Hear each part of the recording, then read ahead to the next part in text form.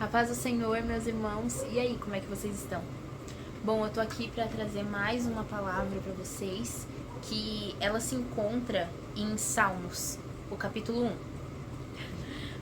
Bom, vai dizer assim: Felizes são aqueles que não se deixam levar pelos conselhos dos maus, que não seguem o exemplo dos que não querem saber de Deus, e que não se juntam com os que zombam de tudo que é sagrado. Pelo contrário, o prazer deles está na lei do Senhor, e nessa lei eles meditam dia e noite. Essas pessoas são como árvores que crescem na beira de um riacho. Elas dão frutos no tempo certo, e as suas folhas não murcham. Assim também, tudo que essas pessoas fazem dá certo. O mesmo não acontece com os maus. Eles são como a palha que o vento leva. No dia do juízo, eles serão condenados e ficarão separados dos que obedecem a Deus, pois o Senhor dirige e abençoa a vida daqueles que lhe obedecem. Porém, o fim dos maus são a desgraça e a morte. Bom, para essa palavra eu quero fazer um pouquinho diferente. Imagine você que está aí assistindo esse vídeo junto comigo, aqueles momentos onde a gente está com os nossos amigos na época da nossa adolescência, ou para quem é adolescente, você com seus amigos da escola, ou com seus amigos que moram próximo de você, aqueles vizinhos legais, enfim.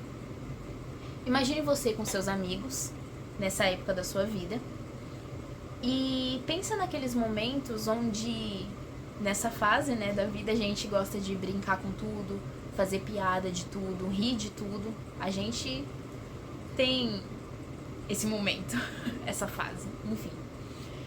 E imagine você nessa situação com os seus amigos e pensa, isso você e eu aqui, a minha vida,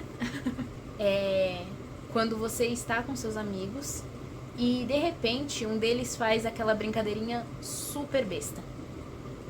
Às vezes você não gosta daquela piada ou você achou ela super infantil, mas ainda assim, geralmente a gente dá risada, né?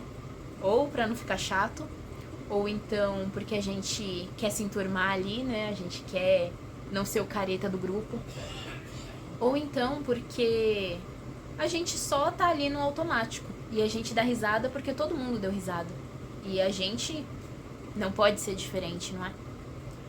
Mas, pensando nesse momento, e isso eu faço uma pergunta para vocês agora. Quantas vezes na vida de vocês, vocês não fizeram coisas, como nesse exemplo que eu acabei de dar, somente para poder agradar as outras pessoas? Somente para você se encaixar no grupo, ou, como eu disse, você não ser o careta do grupo? É uma pergunta profunda, né? Mas enfim, é exatamente sobre isso que está dizendo o Salmos 1. Sobre nós estarmos ao redor de pessoas que não tem nada a ver conosco. Nós estarmos ao redor e buscando ser aceitos por pessoas que, sabe, não combina com a nossa essência. Elas não têm nada a ver com a gente, ou então pessoas assim que a gente sabe que não fazem parte ali das nossas crenças, dos nossos princípios, mas ainda assim a gente quer ser aceito naquele grupo, a gente quer se integrar, fazer parte da turminha. Então a gente geralmente faz algumas coisas que a gente não concorda, ou que a gente nem acha tão legal ou tão interessante, mas ainda assim a gente faz por essas pessoas, pela aprovação delas. E no trecho de Salmos está dizendo exatamente isso. Porque no começo, no versículo 1, vai dizer assim: Felizes são aqueles que não se deixam levar pelos conselhos dos maus, que não seguem o exemplo dos que não querem saber de Deus, e que não se juntam com os que zombam de tudo que é sagrado. É exatamente isso que eu tô falando. É aqueles momentos onde você não acha aquilo legal, mas aquelas pessoas com quem você anda simplesmente zombam e dão risada daquilo, debocham do que, como está sendo dito nesse trecho, é sagrado ou das coisas de Deus. E talvez você até fale pra mim, Ana, mas eu não sou crente, essa não é a minha realidade, isso que você tá falando é só pra quem é cristão. Não é. E sabe por que não é? Porque até você que não é cristão, eu sei que tem momentos onde você faz coisas que pra você não tem nada a ver, é algo completamente idiota, e ainda assim você faz, porque você quer se encaixar em um grupo. Ou então você pode até não agir dessa forma, mas um dia talvez você tenha agido assim. Porque todos nós já tivemos essa fase da vida onde a gente busca por aprovação, ou por onde a gente busca por aquele momento de assim se encaixar em algo que você deseja, mas que você sabe que não tem nada a ver com você. E é justamente isso que esse primeiro versículo está dizendo, sobre você querer entrar em algo, entrar em um grupo de pessoas, ou em um grupo de amigos, ou numa roda que não são de pessoas assim que vão agregar a sua vida. E é muito importante eu estar falando isso agora, porque essa palavra, ela ministrou muito a minha vida, ela falou muito comigo, justamente nesse sentido. Porque tem momentos da nossa vida que, mesmo a gente buscando por aprovação, a gente busca nos lugares errados. E buscando nos lugares errados, a gente faz coisas erradas. E esse trecho está dizendo justamente isso, que você não venha a dar lugar para essa aceitação e esse desejo de aprovação totalmente desnecessário. Principalmente de pessoas que não têm nada a ver com você. Pessoas que não tem nada a ver com a essência de quem você realmente é. E isso não tem nada a ver com o cristianismo, ou com o evangelho, ou com Deus. Não tem nada a ver sobre isso, mas sobre quem realmente você é e quem você está realmente deixando transparecer no meio desse grupo de amigos ou de pessoas. E seguindo para o segundo trecho, vai dizer que o prazer dessas pessoas que são filhos do Senhor está na lei dele, na lei de Deus. E nessa lei eles meditam dia e noite. O que está querendo dizer essa parte? Ana, não entendi. Esse trecho ele está querendo dizer que a única pessoa que você deve buscar aprovação, a única pessoa que você deve buscar se permitir ser influenciado é Deus. Ana, mas eu não ouço a voz de Deus, eu não tenho esse negócio de ouvir a voz do Espírito Santo, eu não sei nada disso. Ou então, Ana, eu não sou cristão, como que eu vou saber qual que é a vontade de Deus para minha vida? Ou o que é que Deus aprova, o que é que Deus não aprova?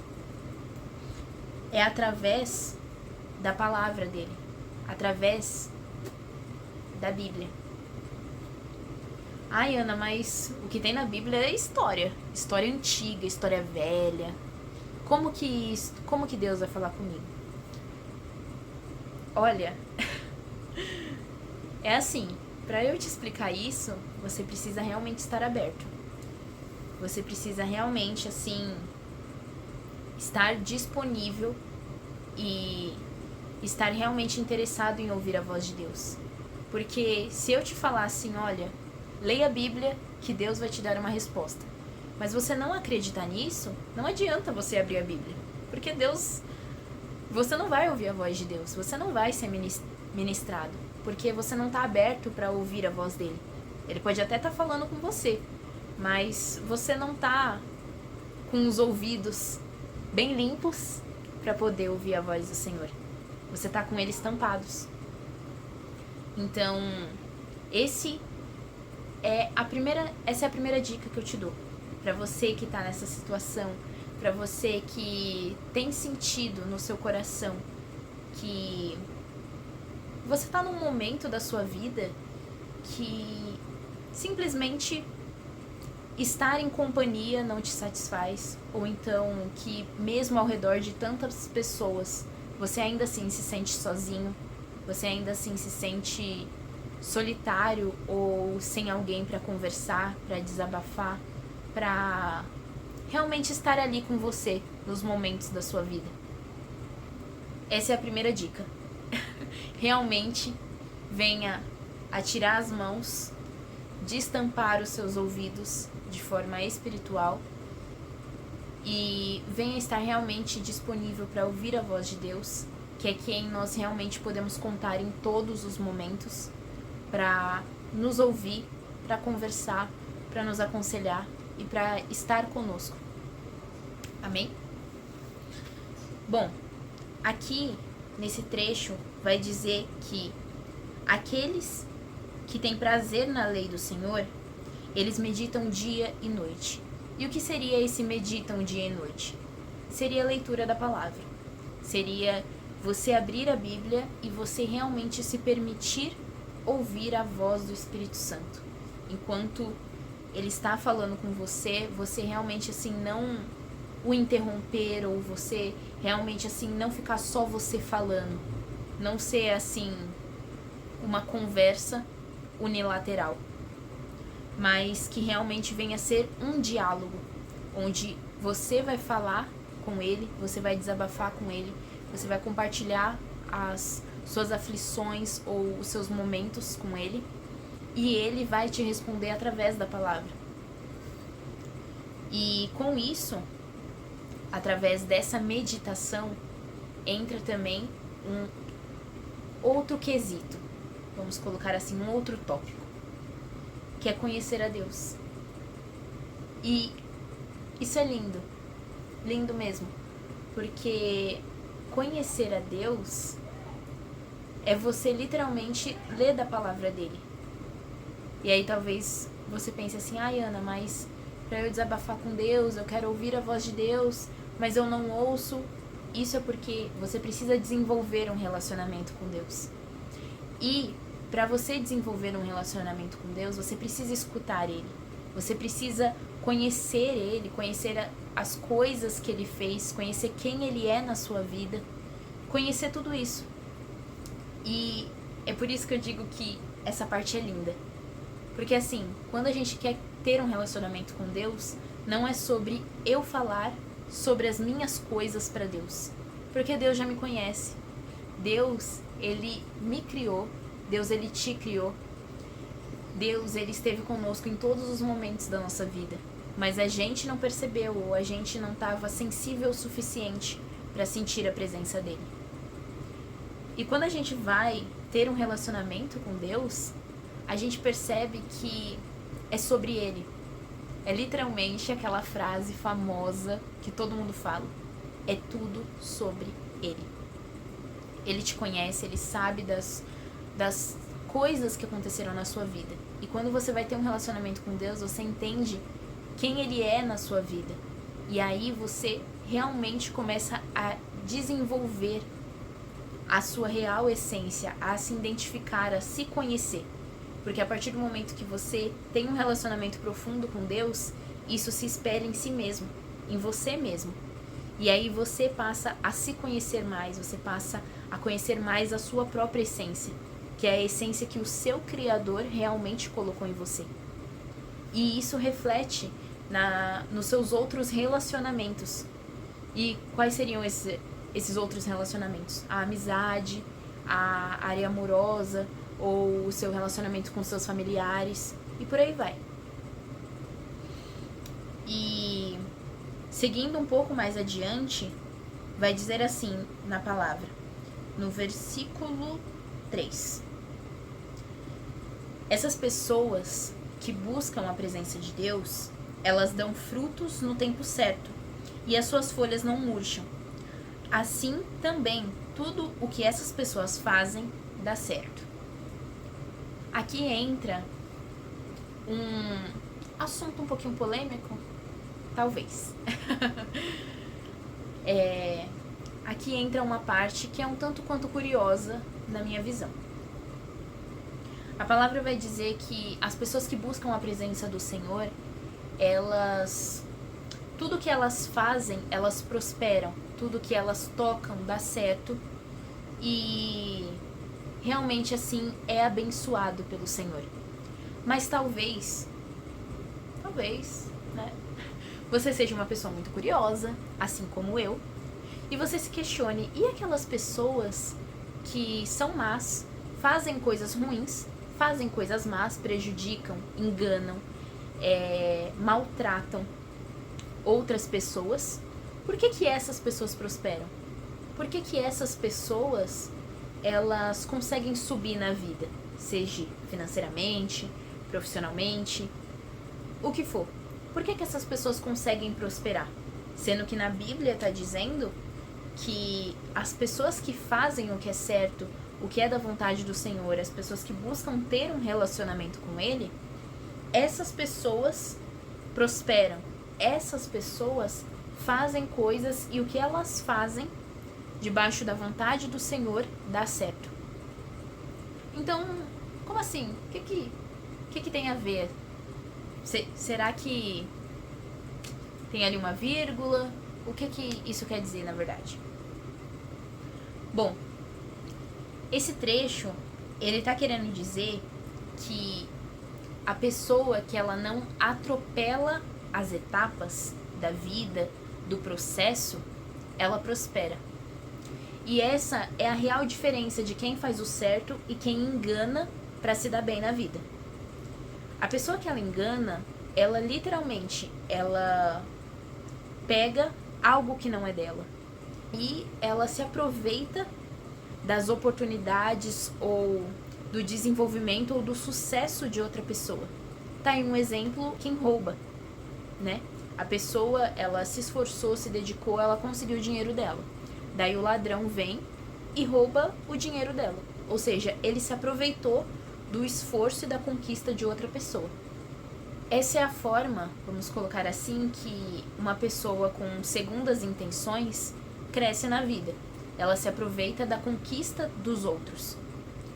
Agora, a pessoa que ela realmente se esforça, se dedica e ela cresce pelo esforço dela, pela dedicação e determinação dela, ela entende um outro tópico que é super importante e que a gente deve guardar muito pra gente mesmo. Ela não atropela as etapas. Por que ela não atropela as etapas? Qual é a diferença? O que muda na vida dela não atropelar as etapas? Bom, quando você atropela as etapas, você não aprende. Você não aprende com aquela situação, você não aprende com aquele processo, você não aprende com todo o contexto que gira em torno daquela conquista.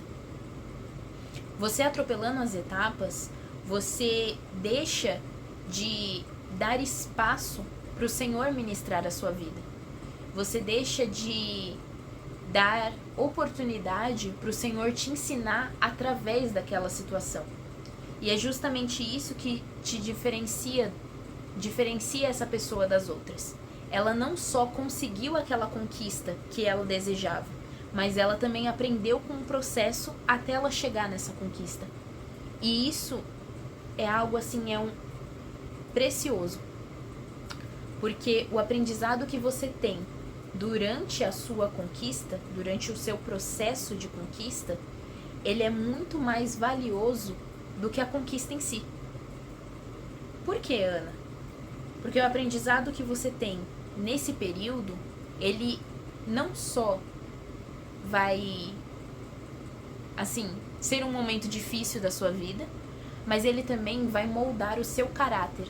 Ele vai moldar para que você venha a ser uma pessoa mais madura. Ele vai te moldar para que você realmente venha a crescer e você venha a ter um caráter melhor. Venha a ser uma pessoa melhor. E puxando, né, pro evangelho, venha a ser também um filho melhor, um esposo melhor, uma mulher melhor, né? Mulher eu não digo no sentido de casada, mas também, mas no sentido assim de você ser um ser humano melhor. E em todas as áreas da sua vida. Agora, o que diferencia, Ana? O que você ter um aprendizado, você ter aprendido com aquela situação, sabe?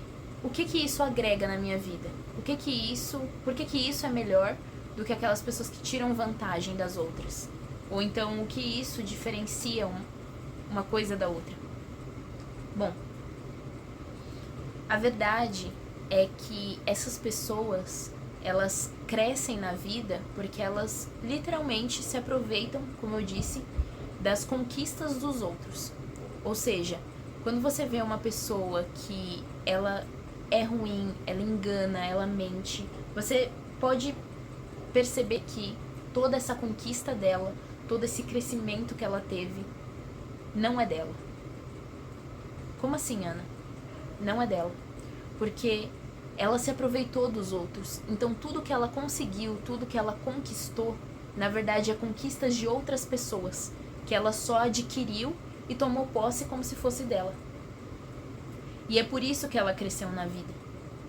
Agora, uma pessoa que ela realmente é honesta e que ela não pula as etapas, o processo, o aprendizado, ela realmente cresce e o alicerce dela, a estabilidade que essa tem no crescimento dela é muito maior.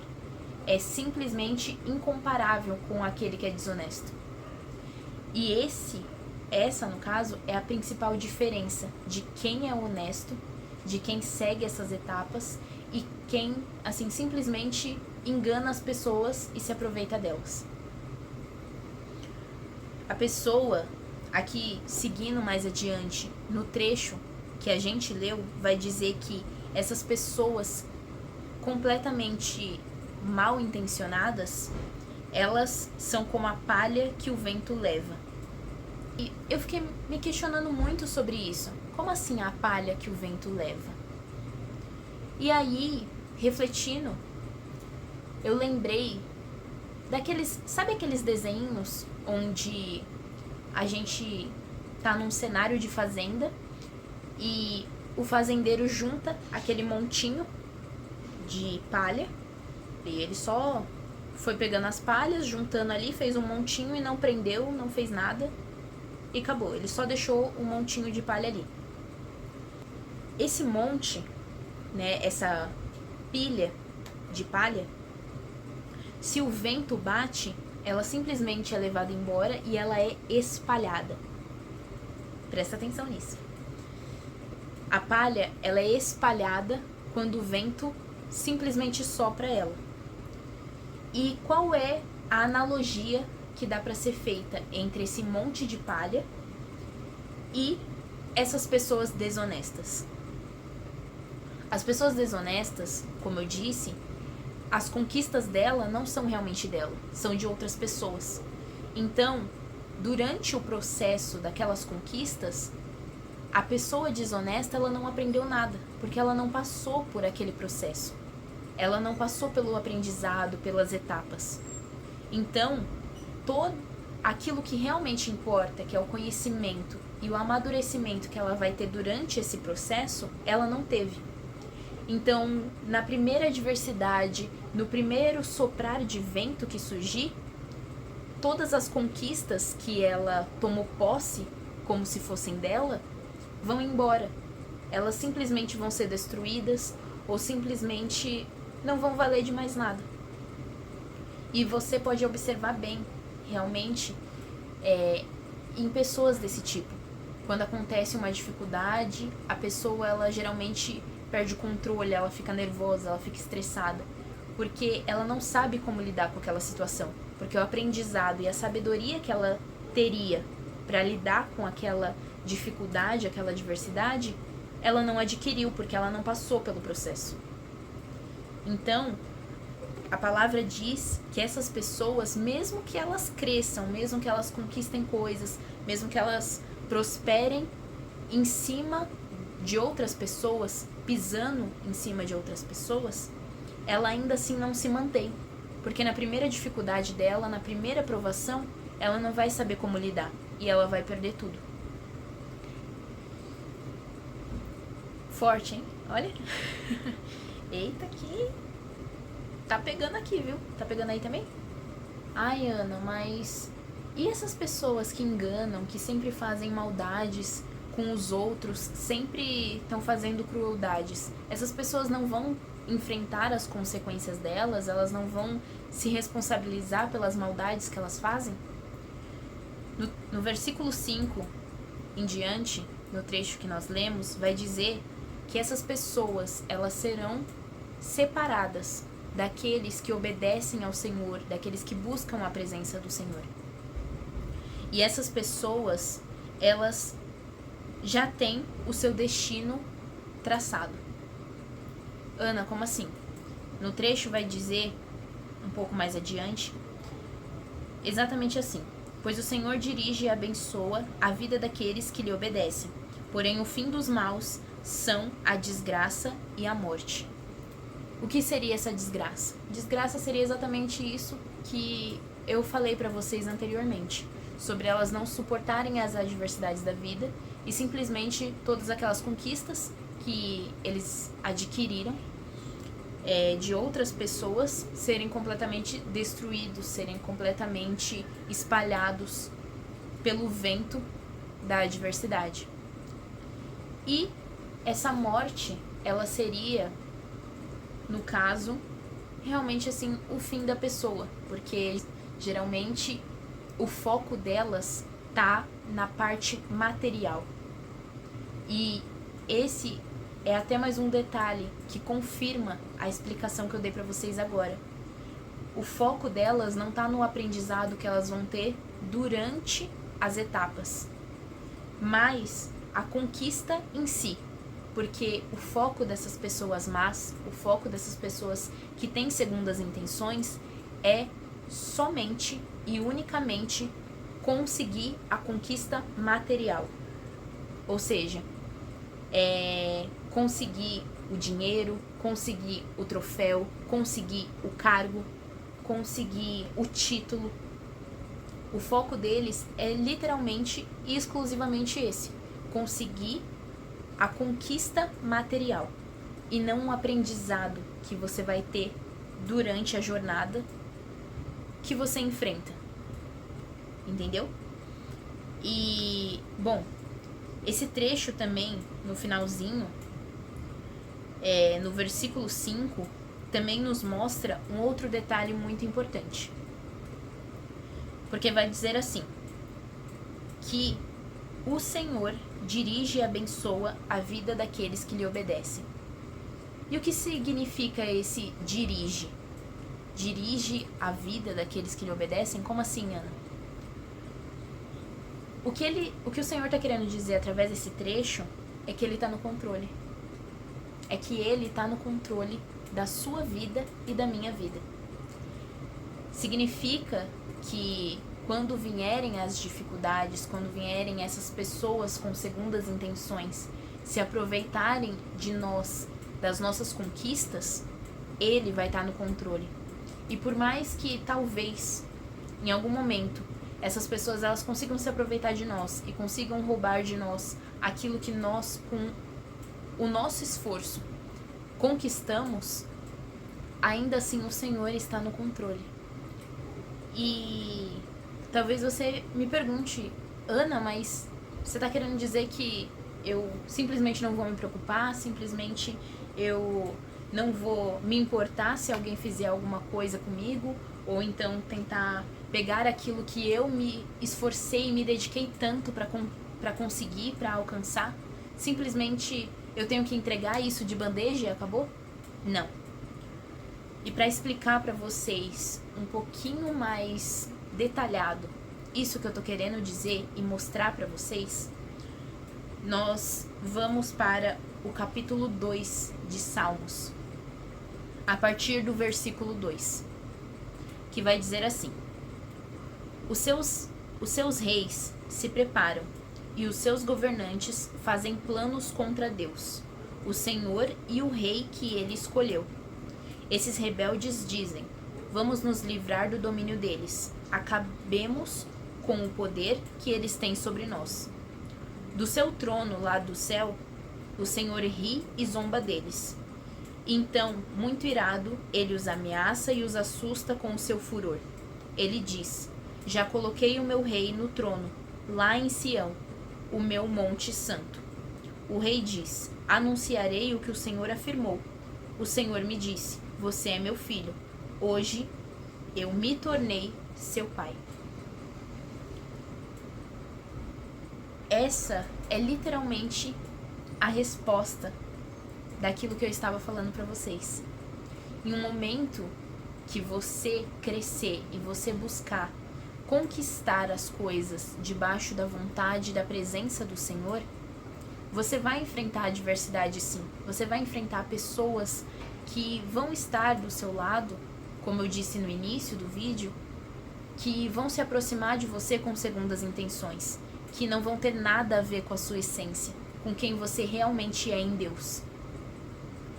Mas que esse trecho de Salmos 2 está querendo nos ensinar e nos mostrar é que quando esses momentos surgirem, quando essas pessoas se aproximarem de nós somente para roubar o nosso domínio, como é dito aqui através desse trecho,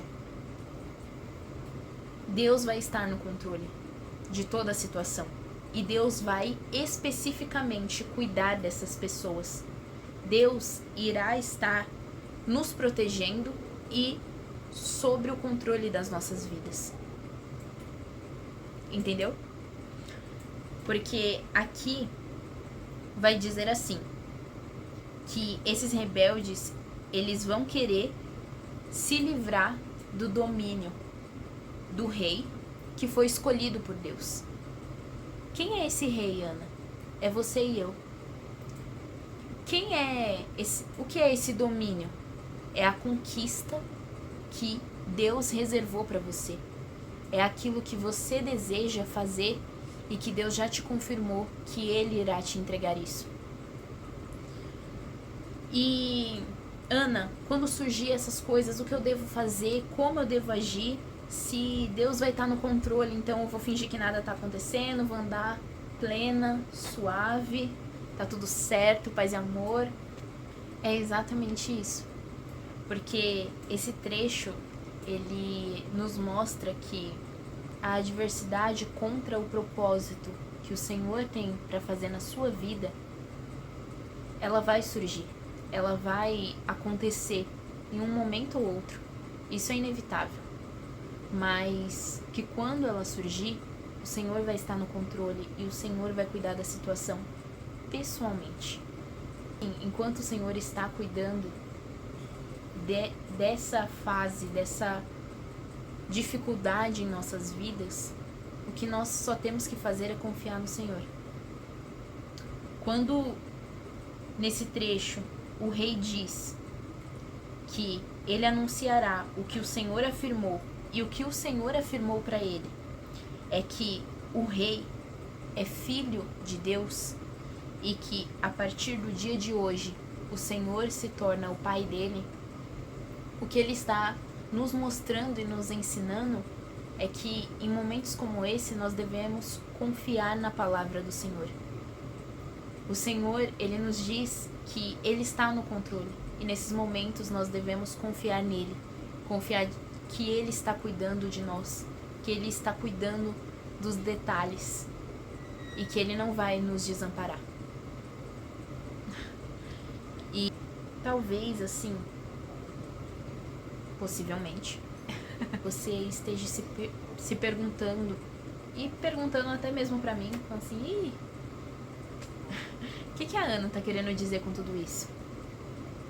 O que tudo que eu disse até agora pode ser aplicado na minha vida ou tem a ver com o que eu tô vivendo? Bom, o que Deus está querendo dizer através dessa palavra, através de tudo que eu disse nesse vídeo, para você e para mim, é que nós devemos manter a nossa essência.